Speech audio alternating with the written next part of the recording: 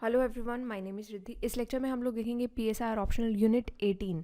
Unit 18 है planning and economic development. तो सबसे पहले आप सिलेबस देखोगे। सिलेबस में आपको समझ में आना चाहिए कि आपका टॉपिक क्या कहता है। तो प्लानिंग एंड इकोनॉमिक डेवलपमेंट है, तो सबसे पहले तो आप इसको ही इन जनरल प्रिपेयर करके जाओ एज अ पर्टिकुलर टॉपिक। ठीक है, उसके बाद आप जाना नेहरूवियन एंड गांधीयन पर्सपेक्टिव पर in context of planning and economic development. तो ये टॉपिक ही मेजरली यही है प्लानिंग एंड इकोनॉमिक डेवलपमेंट का। उसके इसको आप पूरा प्रिपेयर करके एज अ होल टॉपिक, उसके बाद आप एक एक सेक्टर पे जाओगे। फॉर एग्जांपल, अगर नेहरूवियन एंड गांधीयन पर्सपेक्टिव है तो उसको आपको प्लानिंग एंड इकोनॉमिक डेवलपमेंट के कंटेक्स्ट में डिस्कस करना है। ऐसे ही role of planning and public sector है, वो भी प्लानिंग एंड इकोनॉमिक डेवलपमेंट के कंटेक्स्ट में। या ग्रीन रेवोल्यूशन भी हमें प्लानिंग एंड इकोनॉमिक डेवलपमेंट के कंटेक्स्ट में पढ़ना है। देन लैंड रिफॉर्म्स है, agrarian relations, then liberalisation and economic reforms, ये सारा आपका टॉपिक है। अब आपने टॉपिक तो पढ़ लिया, बट आपको कैसे पता लगेगा कि इसमें से हमें पढ़ना क्या है, कि नेहरूवियन गांधीयन पर्सपेक्टिव में से क्या हमें पढ़ना है, या फिर प्लानिंग एंड पब्लिक सेक्टर में से यूपीएससी क्या पूछ लेगा, क्या पढ़ेंगे। उसके लिए हम जाएंगे प्रीवियस ईयर क्वेश्चंस पर। फॉर एग्जांपल, अभी 2023 का क्वेश्चन था functions of district planning committee. काफ़ी डायरेक्ट क्वेश्चन ये पूछा गया था। एंड 2006 का क्वेश्चन जैसे डिसेंट्रलाइज प्लानिंग था, तो वो आपका डिसेंट्रलाइज प्लानिंग का ही एक पार्ट रहेगा, डिस्ट्रिक्ट प्लानिंग कमेटी। तो जो भी आप टॉपिक्स देखोगे ना, यूपीएससी पूछ रहा है, टॉपिक्स इसी में से रहेंगे, थीम वही रहेगी। For example, Nehruvian and Gandhian perspective है, तो इसमें आप देखोगे 2015 में क्वेश्चन पूछा था Nehruvian and Gandhian models of development पर। आफ्टर दैट आपका 2013 का क्वेश्चन था Gandhian perspective of development, and उसकी कंटेम्प्रेरी रेलेवेंस आपको बतानी है। 2010 का ऐसी क्वेश्चन पूछा गया था पोस्ट 1991 रिफॉर्म्स के ऊपर। तो इस तरीके से आपके क्वेश्चन पूछे हुए हैं, तो आप समझ में आ जाएगा कि क्वेश्चन किस टॉपिक पर पूछे हैं, क्या उनकी वेटेज है, ये प्रीवियस ईयर क्वेश्चन से पता लग जाएगा। ये पिछले 40 साल के प्रीवियस ईयर क्वेश्चन है, जिसकी फ्री बुकलेट आपको सिनॉप्सिस की वेबसाइट पर अवेलेबल हो जाएगी। तो ये इंपॉर्टेंस है बेसिकली प्रीवियस ईयर क्वेश्चंस की, कि आपको दिखेगा कि यूपीएससी सिंस अपने क्वेश्चंस रिपीट करता है, वही टॉपिक्स वही थीम्स रहते हैं, तो आप रादर देन आप ऐसी हवा में तीर चलाओ और कुछ भी रैंडम प्रिपरेशन करो या रैंडम टॉपिक्स कुछ भी पढ़ते रहो, उससे बेटर ये है, या रैंडम टेस्ट सीरीज ज्वाइन करो, तो उससे बेटर ये रहता है कि आप प्रीवियस ईयर क्वेश्चंस पे जाओ, यूपीएससी के ही प्रीवियस ईयर क्वेश्चंस को प्रिपेयर करो, उन्हीं के टॉपिक्स को आप टेस्ट सीरीज़ के तौर पे लगा के देखो, उनकी प्रैक्टिस करो। और टेस्ट सीरीज चेक करने के लिए आप ऑथेंटिक बुक्स यूज़ करो जिसमें से आप कंटेंट बनाते हो। फॉर एग्जांपल, हम लोगों ने ये पूरा स्ट्रक्चर बना के दिया, आपका टाइम बचे इस वजह से ये स्ट्रक्चर बना के दिया है, ये उन लोगों के लिए जो कि खुद से प्रिपेयर कर रहे हैं। तो ये वो स्ट्रक्चर है जो आप ये टॉपिक्स प्रिपेयर करके जाओगे, इसके आसपास आप अपनी प्रिपरेशन रखोगे एंड यूल बी डन। ये 40 साल के प्रीवियस ईयर क्वेश्चंस भी कवर करेगा और ऐसे टॉपिक्स भी कवर करेगा जो अभी तक यूपीएससी ने नहीं पूछे हैं, बट यूपीएससी पूछ सकता है। तो वो चीज़ें हमें पता लगती हैं बुक्स से, और हर यूनिट के हिसाब से मैंने आपको बुक्स बताई हैं। फॉर एग्जांपल, इस पर्टिकुलर यूनिट में ए मजुमदार की बुक है the state and development planning in India, वो आप रेफर कर सकते हो। देन पी चैटर्जी की बुक है politics and state in India. Then P Vardhan की बुक है political economy of development in India.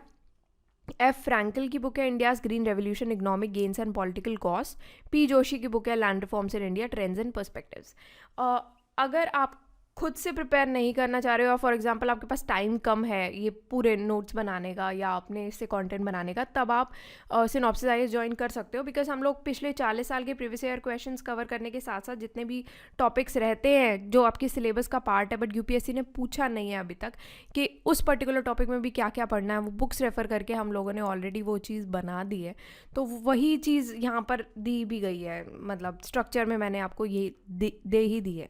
तो अगर आप कोई सिनॉप्सिस ज्वाइन करेगा तो ये पूरा आपको ये सब करने की नीड नहीं पड़ेगी। आपको जो भी नोट्स मिल रहे हैं बस उस पर आप स्टिक करो, उसी की प्रैक्टिस करो, उन्हीं प्रीवियस ईयर क्वेश्चंस की भी प्रैक्टिस करो, उन्हीं नोट्स की भी प्रैक्टिस करो, उसको लिख के देखो and you will be done. ठीक है, तो आपको स्ट्रक्चर थोड़ा सा मैं बता देती हूँ। For example, planning and economic development में सबसे पहला टॉपिक आया था नेहरूवियन एंड गांधीयन पर्सपेक्टिव का। इसमें आप सबसे पहले तो इंट्रोडक्शन ही दोगे, फिर उसके बाद बताओगे नेहरूवियन पर्सपेक्टिव्स क्या हैं प्लानिंग पे, इकोनॉमिक डेवलपमेंट पे, नेहरू का विजन क्या था मॉडर्नाइजेशन इंडस्ट्रियलाइजेशन को लेकर, 5 ईयर प्लान्स क्या थे, सेंट्रलाइज प्लानिंग क्या है, mixed economy, public sector dominance. Examples कुछ दोगे आप नेहरूवियन पॉलिसीज एंड इनिशिएटिव्स के, ये अगर आप ऐड कर देते हो एग्जाम्पल्स वाला पॉइंट, तो ये आपको ब्राउनी पॉइंट ज़रूर दे के जाएगा एग्जाम में भी। उसके बाद हम गांधीयन पर्सपेक्टिव्स पे आएंगे, प्लानिंग और इकोनॉमिक डेवलपमेंट के लिए उन्होंने क्या काम किया है। जैसे कि उन्होंने सबसे पहले तो आप उनका पर्सपेक्टिव ही बताओगे डेवलपमेंट को लेकर क्या था। फिर गांधीयन प्रिंसिपल्स कौन कौन से थे डिसेंट्रलाइज्ड एंड सस्टेनेबल डेवलपमेंट को लेकर। स्वदेशी एंड स्मॉल स्केल इंडस्ट्रीज़ के बारे में आप मेंशन करोगे। Rural urban integration, village Swaraj के बारे में आप लिखोगे। कुछ आप गांधीयन पॉलिसीज़ एंड इनिशिएटिव्स के यहाँ पर एग्जाम्पल भी ज़रूर दे दोगे। उसके बाद आते हैं कि कुछ पर्सपेक्टिव्स बताओगे प्लानिंग एंड इकोनॉमिक डेवलपमेंट को लेकर, जिसमें क्रिटिसिज्म बताओगे नेहरूवियन अप्रोच का क्या है, क्रिटिसिज्म ऑफ गांधीयन अप्रोच क्या है, contemporary relevance and synthesis of perspectives, दोनों के सिंथेसिस आप बता के यहाँ पर लिख दोगे। फिर पोस्ट 1991 रिफॉर्म्स इन इंडिया क्या थे, जिसमें Nehruvian model of economic development से एक शिफ्ट देखा गया था, उसी पर ये क्वेश्चन आया था। तो ये क्वेश्चन आपका इस टॉपिक से टैकल हो जाएगा इजीली। ऐसे ही 2015 का क्वेश्चन है वो यहाँ से आपका टैकल हो जाएगा, जिसमें आपको Nehruvian Gandhian models of development को कंट्रास्ट करके बताना है एंड देन लास्टली आप इसको कंक्लूड करोगे। तो आपके बेसिकली वो टॉपिक्स भी कवर हो गए जो आपके एग्जाम पॉइंट ऑफ व्यू के लिए इंपॉर्टेंट है, पूछे जा सकते हैं, डायरेक्ट क्वेश्चन भी आ सकता है ना। और वो भी कवर हो गए जो आपके प्रीवियस ईयर क्वेश्चन में पिछले 40 ईयर्स में आए हैं। अब कुछ लोग जो पूछते हैं कि पिछले 5 या 10 साल के क्वेश्चन चल जाएंगे, तो एब्सोल्युटली नहीं चल पाएंगे।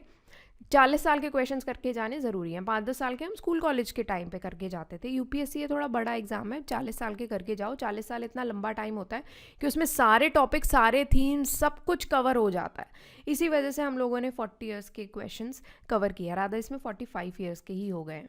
पर ऐसा मत समझना कि 40 साल के क्वेश्चंस करने हैं तो बहुत ज़्यादा करना होगा, बहुत ज़्यादा नहीं करना होगा। 40 साल में ले दे के अगर यूपीएससी क्वेश्चन रिपीट कर रहा है तो क्वेश्चन तो वही रहे ना। Nehruvian Gandhian model of development में से कितने क्वेश्चन आ गए, क्वेश्चन तो वही है ना। नेहरूवियन और गांधीयन मॉडल ऑफ डेवलपमेंट वो तो पढ़ के जाओगे ही ना, क्योंकि लगातार उसी में से क्वेश्चन पूछ रहा है, टॉपिक तो वही है। तो वो आप मान के चलो कि क्वेश्चन आधे से ज़्यादा रिपीट भी रहते हैं। इनफैक्ट मेजॉरिटी क्वेश्चन रिपीटेटिव रहते हैं। अगर question word to word repeat नहीं हो रहा, थीम या टॉपिक रिपीट हो रहा है, तो क्वेश्चन तो वहीं से ही आएंगे ना। इन दी एंड है तो सिलेबस ही। तो इधर उधर से मत पढ़ना, सिर्फ उस पर स्टिक करो तो बहुत फ़ायदे में रहोगे आप, ठीक है। एंड अगर आप कहीं और से प्रिपेयर कर रहे हो तो उन नोट्स में आप चेक करो कि क्या आपके नोट्स में प्रीवियस ईयर क्वेश्चंस बन रहे हैं या नहीं बन रहे हैं। अगर नहीं बन रहे तो फिर आपको अपनी टीचर से क्वेश्चन करना चाहिए कि ये क्वेश्चन सॉल्व क्यों नहीं हो रहे आपके नोट्स से, ठीक है। और अगर फॉर एग्जाम्पल 2-3 क्वेश्चंस ही हैं, आपको लगता है कि क्वेश्चंस बन रहे हैं उन नोट्स से, तो आप उन नोट्स पर स्टिक कर सकते हो, एब्सोल्युटली कोई दिक्कत नहीं है। और अगर आपको लगता है 2-3 क्वेश्चन ही मिसिंग है, तो फिर वहाँ पर आपके जो भी नोट्स हैं उनमें आप यहाँ पर for example planning and economic development में आपको लगता है ये 2002 का जो क्वेश्चन था, that federalism suffers in the system of centralise planning या डिसेंट्रलाइज गवर्नमेंट फॉर इंडिया, ये in the context of liberalisation since 1991, ये पर्टिकुलर क्वेश्चन अगर आपको मिसिंग लगता है, यहीं पर ही आप एरो डाल के ये क्वेश्चन का आंसर लिख जाओ। पर आपको लगता है ना कि यार बहुत ज़्यादा क्वेश्चंस मिसिंग है, तब फिर आप वो नोट्स को आप डिस्कार्ड कर सकते हो, क्योंकि उसका कोई फ़ायदा ही नहीं है फिर। अब आपको role of planning and public sector के बारे में लिखना है, तो आप लिखोगे इंट्रोडक्शन पहले आप दोगे इसका, प्लानिंग समझोगे इकोनॉमिक डेवलपमेंट के कंटेक्स्ट में, फिर डेफिनेशन ऑब्जेक्टिव्स बताओगे प्लानिंग के क्या हैं, टाइप्स ऑफ प्लानिंग बताओगे, जिसमें नेशनल लेवल प्लानिंग आता है, regional and local level planning आता है। नेशनल लेवल प्लानिंग में आप सेंट्रलाइज प्लानिंग, फेडरलिज्म, ये एक्सप्लेन कर दोगे थोड़ा सा कि सेंट्रलाइज प्लानिंग क्या होती है, फेडरलिज्म जो है ऐसे सिस्टम में थोड़ा सा सफ़र करता है, आपको अपना पॉइंट ऑफ व्यू इसमें बताना है। तो क्या आप डिसेंट्रलाइज गवर्नेंस को इंडिया में एडवोकेट करोगे in the context of liberalisation since 1991, तो ये 2002 का क्वेश्चन यहाँ पर पूछा गया था। After that regional and local planning है, जिसमें आप डिस्ट्रिक्ट प्लानिंग के बारे में मेंशन करोगे, जो कि आपका यूपीएससी का 2023 का क्वेश्चन को टैकल कर लेगा। देन डिसेंट्रलाइज प्लानिंग आ जाती है आपकी डायरेक्ट, वो आप डिस्कस करोगे क्योंकि इंपॉर्टेंट है। डिसेंट्रलाइज प्लानिंग तो पूरी वहीं से ही ओरिजिनेट हो रही है कि लोकल लेवल से आप स्टार्ट करते हो एंड देन आप ऊपर जाते हो। देन की कंपोनेंट्स क्या हैं प्लानिंग के, वो आप यहाँ पर एक्सप्लेन करोगे। आफ्टर दैट पब्लिक सेक्टर का क्या रोल है प्लानिंग एंड इकोनॉमिक डेवलपमेंट में, तो यहाँ पर आप पॉलिटिकल डायमेंशंस बताओगे। डेवलपमेंट एडमिनिस्ट्रेशन की 1997 का क्वेश्चन है, पॉलिटिकल डायमेंशंस और डेवलपमेंट एडमिनिस्ट्रेशन, ये डायरेक्टली कवर होता है यहाँ से। देन 2001 का क्वेश्चन आया था, impact of disinvestment and privatisation on planning in India, ये इकोनॉमिक प्लानिंग एंड रेगुलेशन में ये पर्टिकुलर टॉपिक आपका कवर होगा। देन इंफ्रास्ट्रक्चर डेवलपमेंट आप बताओगे, पब्लिक इन्वेस्टमेंट एंड फाइनेंसिंग का क्या रोल है वो बताओगे आप, social welfare and poverty alleviation के बारे में आप यहाँ पर बात करोगे। देन कुछ एग्जांपल्स बताओगे successful planning and public sector initiatives की, जैसे कि रीसेंट ट्रेंड्स कैसे हैं इंडियन फेडरलिज्म के। 1991 का एक क्वेश्चन था, वो यहाँ से कवर होगा। प्लानिंग है superseded the federation and our country is functioning almost like a unitary system in many respects in the light of statement examine the recent trends in Indian federalism. ठीक है, तो planning के context में यहाँ पर आपका थोड़ा सा एग्जाम्पल या ट्रेंड्स के कंटेक्स्ट में आपका यहाँ पर चला जाएगा। एग्जाम्पल्स आप लिखोगे, अगेन मैं बार बार आपको बोलूँगी, एग्जाम्पल्स आपको ज़रूर ऐड करने हैं। ठीक है, एग्जाम्पल से ना आपका क्वेश्चन एक अलग ही लेवल पे चला जाता है, आपका आंसर। तो वो चीज़ अगर आप करते हो ना, आपको बहुत अच्छा आपका आंसर बनेगा, क्योंकि आप डायरेक्टली केस स्टडीज़ से ही फिर समझ रहे हो, एग्जाम्पल से समझ रहे हो। तो वो चीज़ आप इंडियन कंटेक्स्ट और ग्लोबल कंटेक्स्ट दोनों कंटेक्स्ट में डालना, क्योंकि वही चीज़ फिर एक डिफरेंशिएटिंग फैक्टर बन के आती है। क्या होता है ना कि हम ये समझते हैं कि अरे प्लानिंग है, ये तो GS2 का ही पार्ट है, बट नो, या फिर GS3 का पार्ट है, हम वो तो हमने पढ़ ही लिया है, तो फिर अभी इसमें और उसमें डिफरेंस क्या है। तो PSR में और उस GS2 में ना थोड़ा सा डिफरेंस आएगा आपका, GS मेंस में, चाहे वो 2 है 3 है, बट थोड़ा सा डिफरेंस आएगा। डिफरेंस इतना है कि यहाँ पर आप क्या है कि थोड़ा सा पॉलिटिकल साइंस पर्सपेक्टिव में जाते हो, जिसमें आप ग्लोबल ट्रेंड्स, इंडियन ट्रेंड्स सबके साथ आप थोड़ा सा कंपैरेटिव एनालिसिस में जाते हो। कुछ थिंकर्स आप यहाँ पर ऐड कर सकते हो अपने पॉलिटिकल साइंस के, जो भी आपको लगता है कि यहाँ पर आपके लिए सही रहेंगे, एंड देन आप उसको कुछ केस स्टडीज़, अच्छी केस स्टडीज़ के साथ उसको आप कंटेम्पलेट कर सकते हो, इवैल्यूएट कर सकते हो। तो यहाँ पर क्या है ना, पॉलिटिकल साइंस में आपका स्कोप बहुत है एक्सप्लेन करने का। GS में आपका वो नहीं रहेगा, क्योंकि वो पॉलिटिकल साइंस पर्सपेक्टिव नहीं है, वो आपका पॉलिटी पर्सपेक्टिव है। उसमें आपको सिंपल जो पूछा गया है, सिंपल आप उसका आंसर दो। डेफिनेटली एग्जाम्पल आप उसमें भी ऐड कर सकते हो, बट यहाँ पर आप थोड़ा सा ग्लोबल कंटेक्स्ट में जाओगे, वहाँ पर आप इंडियन कंटेक्स्ट में अपना एग्जाम्पल ऐड कर सकते हो, या फिर जो भी आपसे क्वेश्चन पूछा है उस कंटेक्स्ट में आप बात करोगे, एंड सिंपल उतना बात करके आप छोड़ दोगे। यहाँ पर आपको थोड़ा सा ब्रॉडर पर्सपेक्टिव में जाना पड़ेगा, वो आपका डिफरेंस डेफिनेटली रहेगा। वही आपको आपका एक डिफरेंशिएटिंग अगेन फैक्टर क्रिएट करेगा PSR ऑप्शनल और GS2 और 3 में। Then 5 year plans in India के बारे में आप लिखोगे, plan cities and special economic zones के बारे में आप यहाँ पर लिखोगे। After that public sector led industrial development के बारे में हम यहाँ पर मेंशन करेंगे। After that challenges and criticisms लिखेंगे, जिसमें आप 3 तरीके के टॉपिक्स पर बात कर सकते हो कि इम्प्लीमेंटेशन में क्या चैलेंजेस आते हैं, इनएफिशिएंसी एंड करप्शन में क्या प्रॉब्लम्स है, then changing dynamics and market forces, and after that आप इसको कंक्लूड कर दोगे। फिर आता है आपका प्लानिंग एंड इकोनॉमिक डेवलपमेंट में ये ग्रीन रेवोल्यूशन वाला पार्ट, जिसमें लैंड रिफॉर्म्स, अग्रेरियन रिलेशंस, ये सारी चीज़ें आपकी आ जाती हैं। इंट्रोडक्शन आप दोगे ग्रीन रेवोल्यूशन का, मॉडर्नाइजिंग एग्रीकल्चर प्रोडक्शन, इसके बारे में हम मेंशन करेंगे, जिसमें आप इंट्रोडक्शन दोगे थोड़ा सा ग्रीन रेवोल्यूशन के बारे में। देन इसमें ये क्वेश्चन टैकल हो जाएगा, 2017 का क्वेश्चन आया था, what do you understand by green revolution, do you think that a second green revolution is needed to adequately address the agrarian challenge in contemporary India examine। ये particular question आपका यहाँ से tackle हो जाएगा। Then significance of green revolution की बात करेंगे, जहाँ पर 2012 का क्वेश्चन आया था कि critically examine green revolution as a strategy for sustainable agriculture development. Okay, तो यहाँ पर मेनली आप ग्रीन रेवोल्यूशन के इर्द गिर्द उसका इंट्रोडक्शन देके, उसका बैकग्राउंड देके, उसका सिग्निफिकेंस क्या है, लिमिटेशंस क्या है, मतलब चैलेंजेस वगैरह बताओगे, एग्जांपल्स बताओ उसके, और कौन कौन से की फैक्टर्स आते हैं वो सारे आप एक्सप्लेन कर सकते हो इसमें। एंड लास्टली आप इसको थोड़ा सा वे फॉरवर्ड के कंटेक्स्ट में लेके जाओगे, नॉट आप उसको सिंपली कंक्लूड करो, उसको वे फॉरवर्ड के टेक्स्ट में कंटेक्स्ट में आप उसको कंक्लूड करना। तो यहाँ पर टेक्नोलॉजिकल एडवांसमेंट, इंक्रीज प्रोडक्टिविटी के बारे में बात करो, इम्पैक्ट क्या है एग्रीकल्चर प्रोडक्शन इकोनॉमी पर। Then regional disparities, environmental concerns के बारे में बात करोगे आप। पॉलिटिकल फॉल आउट क्या है ग्रीन रेवोल्यूशन इन इंडिया का, इस पर क्वेश्चन आया था, 2019 का क्वेश्चन है, ये यहाँ पर टैकल हो जाएगा। आफ्टर दैट लैंड रिफॉर्म्स के बारे में हम बात करेंगे, जहाँ पर रीडिस्ट्रीब्यूटिंग एग्रीकल्चरल रिसोर्सेज के बारे में बात होगी, जहाँ पर historical context and need for land reforms, abolition of zamindari system, ये हम डिस्कस करेंगे।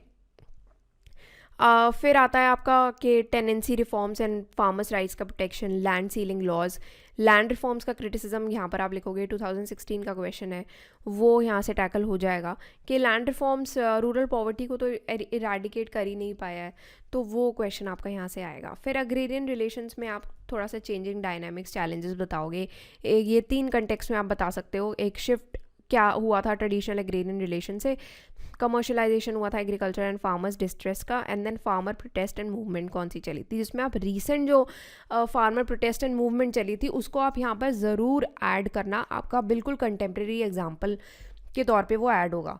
यहाँ पर आप कमर्शलाइजेशन में causes of agrarian crisis in India, यहाँ पर भी ये फार्मर प्रोटेस्ट वाला कुछ इश्यूज ऐड होंगे। 2018 का एक क्वेश्चन था, एंड देन आफ्टर दैट इसको आप कंक्लूड कर दोगे। फिर हम यहाँ पर बात करेंगे प्लानिंग एंड इकोनॉमिक डेवलपमेंट में लिबरलाइजेशन एंड इकोनॉमिक रिफॉर्म्स की। इंट्रोडक्शन दोगे आप, बैकग्राउंड बताओगे इकोनॉमिक रिफॉर्म्स का, न्यू इकोनॉमिक पॉलिसी यहाँ पर आप एक्सप्लेन करोगे। 2002 का एक क्वेश्चन आया था जिसमें 1991 की न्यू इकोनॉमिक पॉलिसी के बारे में बात की गई थी, जिसमें लिबरलाइजेशन ग्लोबलाइजेशन जब इंट्रोडक्शन हुआ था उसके बारे में यहाँ पर दिया गया। लिबरलाइजेशन के बारे में बात करोगे आप, जिसमें आप 3 टॉपिक्स के अंडर सब टॉपिक्स में इसको डिवाइड करोगे। Dismantling industrial licensing and permit raj, then trade liberalisation and global integration, financial sector reforms, ये सारे आप चीज़ें यहाँ पर एक्सप्लेन कर दोगे लिबरलाइजेशन में। इकोनॉमिक लिबरलाइजेशन बताओगे इंडिया में, 1993 का क्वेश्चन यहाँ से टैकल होगा। Economic reforms and planning process क्या है, जिसमें आप थोड़ा सा पॉलिटिक्स शिफ्ट बताओगे। पोस्ट लिबरलाइजेशन इंडिया में किस तरीके से हुआ था, 2017 का क्वेश्चन था कि पोस्ट लिबरलाइजेशन एरा में इंडियन पॉलिटिक्स एस्क्रिप्टिव पॉलिटिक्स से डेवलपमेंटल पॉलिटिक्स की तरफ जा रही थी, तो वो चीज़ आपको यहाँ पर एक्सप्लेन करनी है, ठीक है। अब नेक्स्ट आपका आता है कि यहाँ पर आप इसको 3 पार्ट में डिवाइड करके भी बता सकते हो कि कमांड इकोनॉमी से मार्केट ओरिएंटेड इकोनॉमी में हम शिफ्ट हुए थे, गवर्नमेंट एक्सपेंडिचर का रैशनलाइजेशन हुआ था एंड सब्सिडी रिफॉर्म्स आए थे, इंफ्रास्ट्रक्चर डेवलपमेंट हुआ था, पब्लिक प्राइवेट पार्टनरशिप स्टार्ट हो गई थी। उसके बाद आप एग्जाम्पल्स इम्पैक्ट बताओगे इकोनॉमिक रिफॉर्म्स के। इंडस्ट्रियल सेक्टर में बताना कि क्या एग्जाम्पल्स थे, इम्पैक्ट था। सर्विस सेक्टर के कंटेक्स में FDI ग्लोबल इंटीग्रेशन हुआ था। Employment generation and skill development के कंटेक्स में इम्पैक्ट क्या था एग्रीकल्चर रूरल डेवलपमेंट पर, ये सारी चीज़ें आप यहाँ पर एक्सप्लेन करोगे। आफ्टर दैट इकोनॉमिक ग्रोथ क्या थी इंडिया में, वो आप यहाँ पर बताओगे। 2016 का क्वेश्चन यहाँ से आपका क्लियर हो जाएगा। देन चैलेंजेस एंड क्रिटिसिज्म्स बताओगे, जिसमें आप इनएडिक्वेट रिफॉर्म्स जो लिए जा रहे हैं इंडियन इकोनॉमिक लिबरलाइजेशन में। ये 2020 का क्वेश्चन आया था कि liberalisation of Indian economy has not been accompanied with adequate reforms comment, ये आपका क्वेश्चन यहाँ से टैकल होगा। आफ्टर दैट 2010 का एक क्वेश्चन आया था economic liberalisation and uneven state development in India, ये बहुत ही डायरेक्ट क्वेश्चन था, तो ये यहाँ से आपका कवर हो जाएगा ये पर्टिकुलर क्वेश्चन, ठीक है, कि स्टेट डेवलपमेंट हो नहीं पा रही है। अगेन वो उसी के इर्द गिर्द घूम रहा है कि एडिक्वेट रिफॉर्म्स नहीं लिए जा रहे हैं एंड लिबरलाइजेशन तो आया है पर रिफॉर्म्स अच्छे से नहीं लिए जा रहे हैं, या फिर इंडियन स्टेट का डेवलपमेंट अच्छे से नहीं हो रहा है, तो उस टॉपिक के इर्द गिर्द यहाँ पर ये घूम रहा है। उसके बाद आएगा economic growth versus social development, जिसमें 2021 में ये क्वेश्चन पूछा था कि इंडिया के बहुत ज़्यादा इंप्रूवमेंट्स तो हो नहीं रहे हैं सोशल डेवलपमेंट के कंटेक्स्ट में, इनफैक्ट इतना अच्छा आउटकम भी नहीं आ रहा है। तो इकोनॉमिक रिफॉर्म्स जब से आया है तो उसका रेट ऑफ ग्रोथ जो है वो भी थोड़ा बढ़ते हुए दिखाई दिए, बट कुछ चैलेंजेस हमें फेस करने पड़ रहे हैं, तो उसको आप चैलेंजेस के कंटेक्स्ट में यहाँ पर बात करोगे, ठीक है। बहुत ही मॉडेस्ट इंप्रूवमेंट्स दिखाई हैं सोशल डेवलपमेंट आउटकम्स में, कि ग्रोथ तो बढ़ी है बट फिर भी डेवलपमेंट क्यों नहीं हो रहा है, ठीक है। ग्रोथ और डेवलपमेंट में फ़र्क है, तो वो चीज़ आप ज़रूर नोट करके रखना। ये दोनों अलग कीवर्ड्स हैं, ग्रोथ है, डेवलपमेंट है। एक चीज़ होती है पॉजिटिव और पॉजिटिव एंड नेगेटिव कंटेक्स्ट में, दोनों कंटेक्स्ट में हम बात करते हैं, और एक चीज़ को हम सिर्फ आपका पॉजिटिव कंटेक्स्ट में बात कर रहे हैं, है ना। तो उसको आप एक कमेंट सेक्शन में लिख के मुझे ज़रूर बताना कि किसके कंटेक्स्ट में क्या बात होती है। फिर environmental movements versus economic development in post independence India, 2009 का क्वेश्चन था ये, कि एनवायरमेंटल मूवमेंट्स ने बेसिकली जो इकोनॉमिक डेवलपमेंट का जो पैटर्न दिखाई दिया है पोस्ट इंडिपेंडेंस इंडिया में, उसको चैलेंज किया, उसकी पॉलिसीज़ को, पैटर्न्स को चैलेंज किया है। तो अभी रिसेंटली एनवायरमेंटल मूवमेंट्स का इम्पैक्ट आपको देखने को बढ़ रहा है। इनफैक्ट जैसे जैसे अभी आप देख भी रहे हो कितना पोल्यूशन बढ़ गया है एंड कितनी प्रॉब्लम्स आ रही हैं, तो एनवायरमेंटल चैलेंजेस बहुत ज़्यादा फेस करने पड़ रहे हैं, और विद टाइम भी जैसा अगर ऐसा ही चलता रहा तो वो फेस करने पड़ेंगे। तो उसमें गवर्नमेंट ने क्या पॉलिसीज़ बनाई है या क्या एक्शन लिया है, तो बेसिकली जो भी पहले के घिसी-पिटी पॉलिसी चल रही थी उनको चेंज करके और नई पॉलिसीज़ बनाने का टाइम आ गया है, तो वो उसी कंटेक्स्ट में यहाँ पर पूछा गया, और हो सकता है इस पर्टिकुलर टॉपिक से दोबारा क्वेश्चन पूछ लिया जाए इस साल दोबारा, बिकॉज़ ये टॉपिक ऐसा है जो कि आज के टाइम में काफ़ी चलता हुआ टॉपिक है। एनवायरनमेंट के ऊपर तो आप प्रिपेयर करके जाओगे बहुत अच्छे से, okay. Then hindrance to environmental movements, इसमें 2022 में क्वेश्चन आया था कि high concentration of economic activities and consumption patterns in post liberalisation period has led to the failure of environmental movements in India. Basically कितना हमारा कंजम्पशन पैटर्न चल रहा है और इकोनॉमिक एक्टिविटीज़ बहुत ज़्यादा बढ़ रही हैं, तो जिस वजह से हमारा एनवायरमेंटल मूवमेंट्स का फेलियर देखा गया है, ठीक है, लिबरलाइजेशन पीरियड के बाद। आफ्टर दैट आप इसको कंक्लूड करोगे, ठीक है। ये आप यहाँ पर आपका एंड होता है ये पूरा टॉपिक, जिसमें हमने हर एक टॉपिक वाइज इसको डिस्कस कर लिया है। बुक्स मैंने यहाँ पर आपको बता ही दी है। आप सिलेबस की हेडिंग्स देख देख के चलोगे कि क्या जहाँ से भी आप प्रिपेयर कर रहे हो कि क्या आपके सारे टॉपिक्स कवर हो रहे हैं। ये सारे टॉपिक्स आपके कवर होने चाहिए आपके नोट्स में, ये सारे टॉपिक्स, ठीक है। दूसरी चीज़ आप ये नोट करोगे क्या प्रीवियस ईयर क्वेश्चंस आपके नोट से सॉल्व हो रहे हैं, बिकॉज यूपीएससी रिपीट कर रहा है प्रीवियस ईयर क्वेश्चंस, वही टॉपिक्स हैं, वही थीम्स हैं। तो ये सब चीज़ें आप चेक करोगे, तब आप किसी को फॉलो कर सकते हो। So that's all for today and thank you for watching this lecture. And अगर कोई भी इशू है, कोई भी आपको क्वेश्चन पूछना है, तो आप कमेंट सेक्शन में लिख के पूछ सकते हैं।